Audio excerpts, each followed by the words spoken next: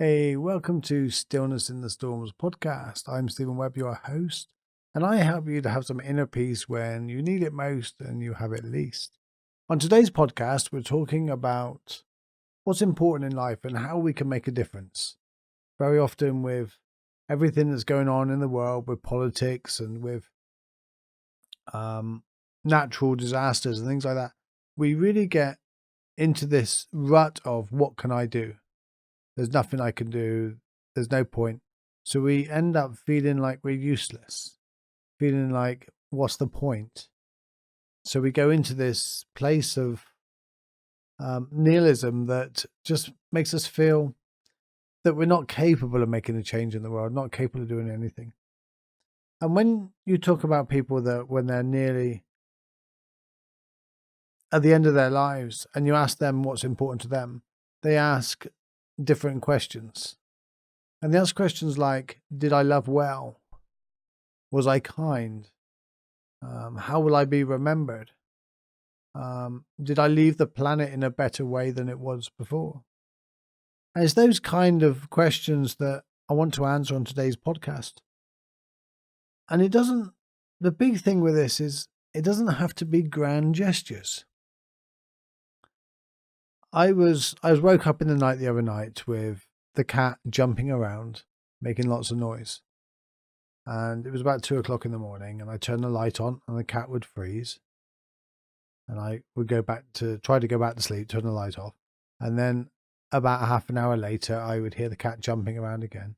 I would turn the light on, and the cat would sit down, do nothing. And then I seen something black just run across the floor. And I clicked. It was a mouse. The cat had brought in a mouse. Now, I don't know whether she was trying to do something to it or play with it, or I don't know. So I called my carer down. Beth, come down, and I explained to Beth there's a mouse in here somewhere.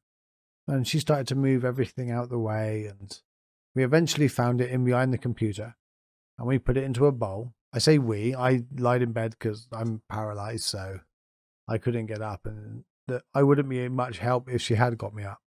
So she was on her own with this. The only thing I could do is kind of tell her if I seen it.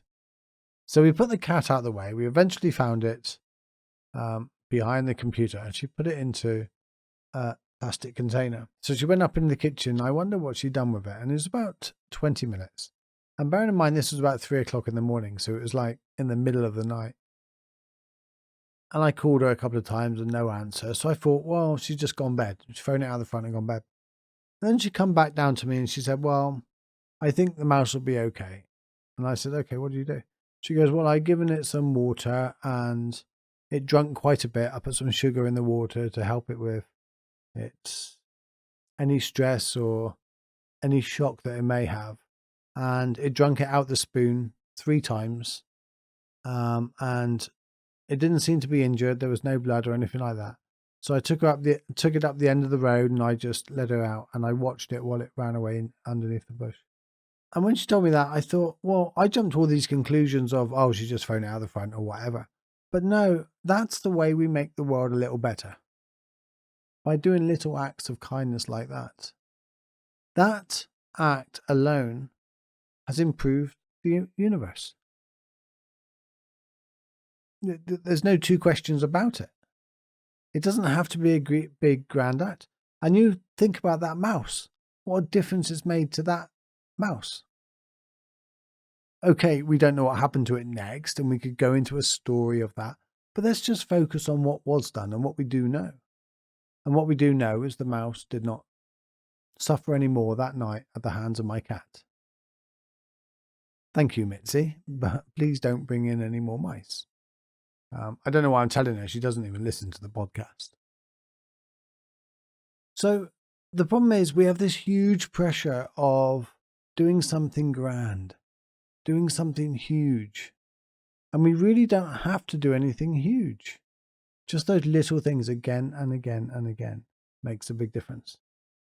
And I've got another carer, Kate, and we were out walking the dog one day and there was a bee on the ground.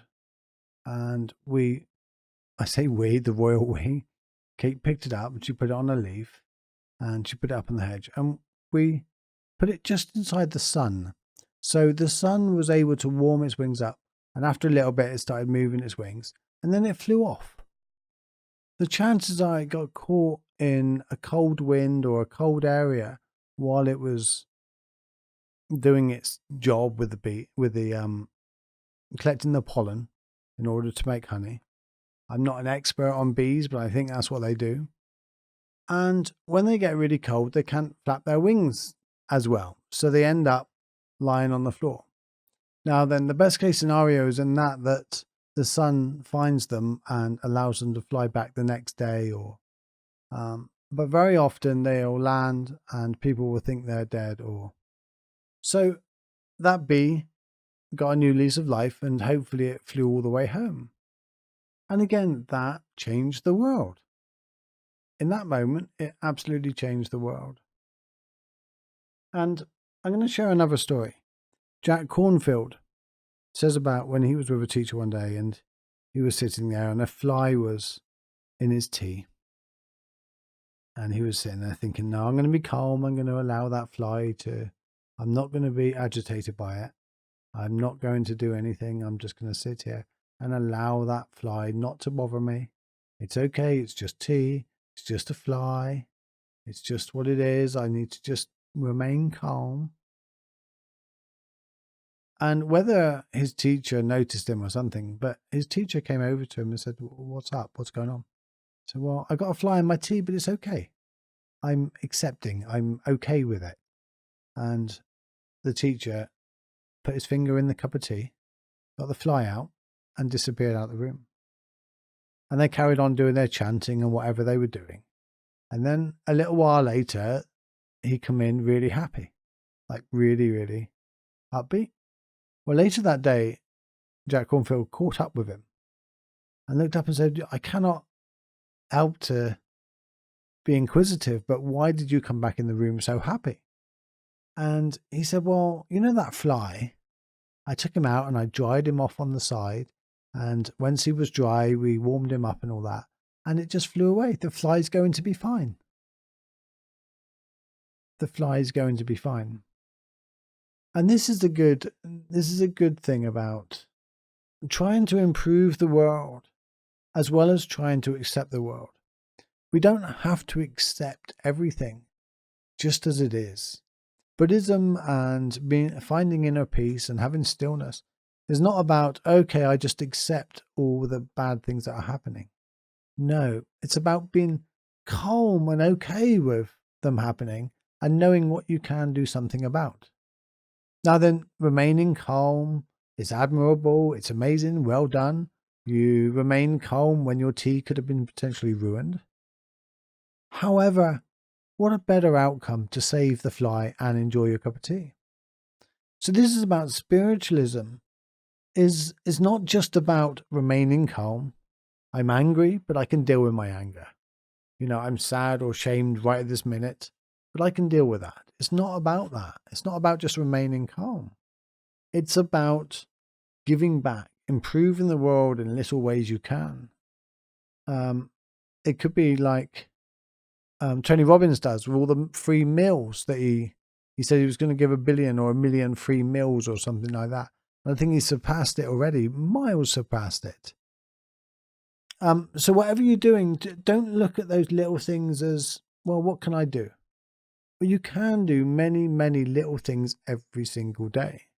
So it's not about thinking that I've got to do grand gestures and these really big, grand things in order to make the world a better place. You don't. Every single kind act makes the world a better place. Every single smile improves the whole universe. Every single time you say hello to someone or say, how can I help you? And you just help them. Every time you read a book to a child or you give your time to someone that is feeling lonely and looking for a connection, changes the world, changes the whole universe in a better way. And every time we also, on the flip side of that, every time we do not react and we do not shout and scream at the kids, and every time we do it in a way that is productive for the kids and you're changing the world as well, because you're not putting into the world to drive it down. if that makes sense. So really, this is quite a short podcast, but I just wanted to share that you don't have to do big, grand things to change the world in big, massive ways over time. You imagine if you'd done 3 acts every day, little kindness acts, from a smile to maybe saving a snail or something like that. Maybe making a phone call to a family member that you know doesn't hear from many people. So yeah, that was a rather shorter podcast today. But nevertheless, it's not less important. It's only these little small acts, like just doing this podcast. If it resonates with one of you and it helps you to recognize the importance of the little things you do, so you continue to do them, this podcast is improving the world. So thank you for listening. Thank you for sharing. Thank you for reviewing the podcast. If you head over to my website, stevenwebb.com, you can download some free meditations that will help you through the most difficult days. And I would love for you to support my work if you can. Head over to my website and the link at the top says Patreon. If you become one of the patrons, you'll get a shout out on my show. And oh, hello, Bounty. You can probably hear him in the background. You'll get a shout out on my show and you'll support what I do. And a big, massive thank you. And thank you to Mo, my first patron. And thank you. Take care. And I will see you next week for the next podcast.